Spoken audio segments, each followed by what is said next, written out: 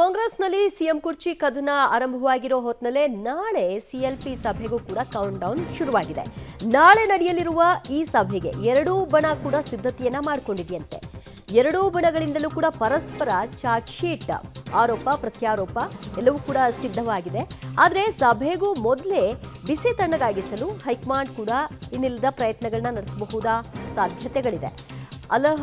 ಎಲ್ಲರ ಅಹವಾಲುಗಳನ್ನ ಕೇಳಿ ಅಸಮಾಧಾನಗೊಂಡಿರುವಂತಹವರ ಸಮಾಧಾನ ಪಡಿಸುವಂತಹ ಕೆಲಸಕ್ಕೆ ಎಐಸಿಸಿ ನಾಯಕರು ಮುಂದಾಗ್ತಾರೆ ಅಂತ ತಿಳಿದು ಬರ್ತಾ ಇದೆ. ಹಾಗಿದ್ರೆ ಎರಡು ಬಣ ಅಂದ್ರೆ ಯಾವುದು?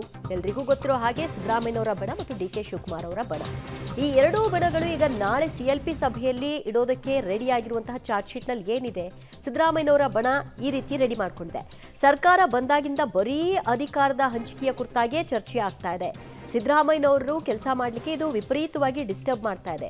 ಸಿಎಂಗೆ ಅಧಿಕಾರ ನಡೆಸಲು ಬಿಡದೆ ಹಸ್ತಕ್ಷೇಪವನ್ನ ಮಾಡ್ತಾ ಇದ್ದಾರೆ. ಪ್ರತಿಯೊಂದು ವಿಚಾರದಲ್ಲೂ ಕೂಡ ಈ ರೀತಿಯ ಹಸ್ತಕ್ಷೇಪ ಆಗ್ತಾ ಇರೋದ್ರಿಂದ ಒಂದು ರೀತಿಯ ಇರಿಸುಮುರುಸು ವಾತಾವರಣ ಸೃಷ್ಟಿಯಾಗ್ತಾ ಇದೆ.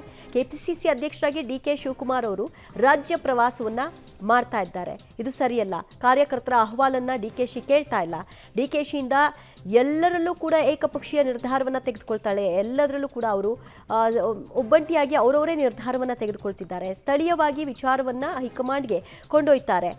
ರಾಜ್ಯದ ಹಿರಿಯ ನಾಯಕರನ್ನ ವಿಶ್ವಾಸಕ್ಕೆ ಅವರು ತೆಗೆದುಕೊಳ್ತಾನೆ ಇಲ್ಲ, ಪ್ರಯತ್ನವನ್ನು ನಡೆಸ್ತಾ ಇಲ್ಲ. ಪವರ್ ಶೇರಿಂಗ್ ಗೊಂದಲಕ್ಕೆ ಸ್ಪಷ್ಟತೆ ಕೊಡಬೇಕು. ಊಟಕ್ಕೆ ಬ್ರೇಕ್ ಹಾಕಿದ್ದು ಸರಿಯಲ್ಲ. ಸಮುದಾಯದ ಸಚಿವರು ಒಟ್ಟಿಗೆ ಊಟ ಮಾಡೋದು ತಪ್ಪ. ಡಿ ಕೆ ಶಿವಕುಮಾರ್ ಓವರ್ಟೇಕ್ ಪ್ರವೃತ್ತಿ ಕಮ್ಮಿ ಮಾಡ್ಕೋಬೇಕಷ್ಟೇ. ತಾವು ಇನ್ನೊಂದು ಪವರ್ ಸೆಂಟರ್ ಅಂತ ಬಿಂಬಿಸ್ತಾ ಇದ್ದಾರೆ ಅಂತ ಹೇಳಿದ್ದಾರೆ. ಇದು ಡಿ ಕೆ ಶಿವಕುಮಾರ್ ಬಣದ ಚಾರ್ಜ್ ಶೀಟ್ ಈ ರೀತಿ ಇದೆ. ಪವರ್ ಶೇರಿಂಗ್ ಕುರಿತಾಗಿ ಅವರು ಬಹಿರಂಗವಾಗಿ ಮಾತನಾಡ್ತಾ ಇರೋದು ಸರಿಯಲ್ಲ.